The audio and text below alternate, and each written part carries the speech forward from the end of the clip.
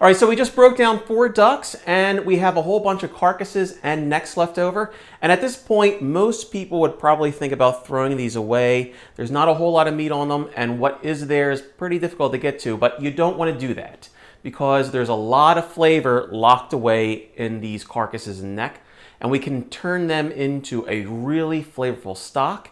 And if we want to go the extra mile, we can also make an extremely great demi-glace, which is what we're going to be doing today, a duck demi-glace. First step in making our duck demi-glace is we're going to score the duck necks. There's actually a thin membrane over the necks that's going to keep the salt and flavor from coming out. So I'm just going to cut some slits into the necks. Okay, after putting some nice slits into the necks, I'm going to place them into a pretty heavy-duty roasting pan along with the rest of the carcasses. Now, if you have a cleaver or a really good pair of kitchen shears, you can also choose to cut the carcasses in half, but that's not necessary. All right, now this next step really depends if you intend on making a stock or a demi-glace. If you're going to make a stock, salt the carcasses and the necks as you usually would, but if you're going to do a demi-glace, since that does involve a pretty drastic reduction, we want to lightly salt them so the salt doesn't become too concentrated in the demi-glace. All right, after salt and peppering, we're going to place this into a 325-degree oven and let them roast for about 2 to 3 hours until they become a nice dark golden brown. All right, so it's been roughly about 2.5 hours and our duck carcasses and necks are a perfect golden brown. And now it's time to take them out of the oven, put them into a stock pot, and to shock them instantly with cold water. You always want to use cold water when you're making a stock.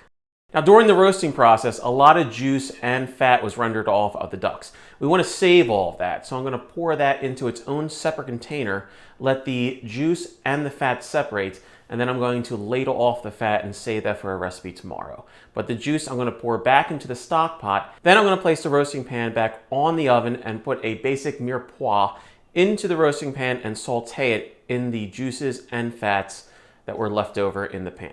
After the mirepoix gets nice and cooked, we're going to pour in some Chardonnay to glaze the bottom. Make sure that we scrape off any great burnt brown bits and pour that into the stock as well. After pouring the mirepoix and Chardonnay juice into the stock pot, we're going to add in a few bay leaves and some sprigs of thyme, rosemary, and sage.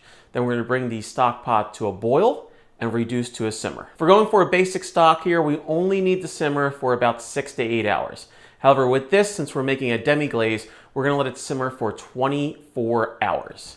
That's going to create a full extraction of all the collagen in the joints and the ligaments, which will help thicken this demi-glace tomorrow after we reduce it. I am going to cover it with a false lid that I'm going to make out of parchment paper, just so anything that floats to the top doesn't actually burn as it's in the oven. You got to remember that heat is coming all around the pot, not just from underneath. So anything that's floating on the surface will get burned unless we cover it. Well, it's been about 24 hours and our demi-glace has been simmering all throughout the night and this morning. And if you remember yesterday when we put the duck carcasses and necks in, they were fairly stiff. And now they've pretty much disintegrated into nothing but a bunch of bones on the bottom of the pot, which is exactly what it is we're looking for.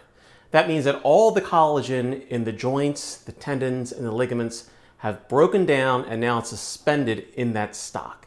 And that is paramount for a demi-glace.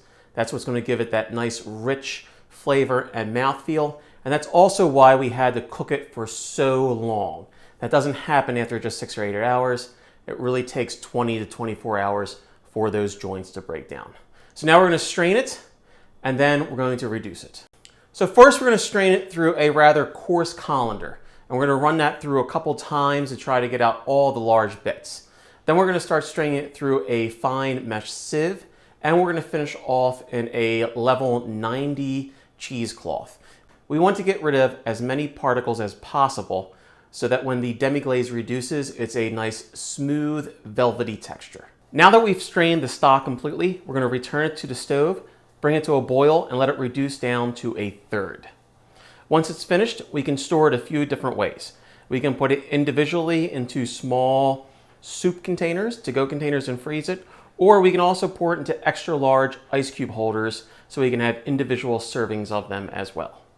All right, so our demi-glaze is all finished and complete. Next question is, well, how do you use it?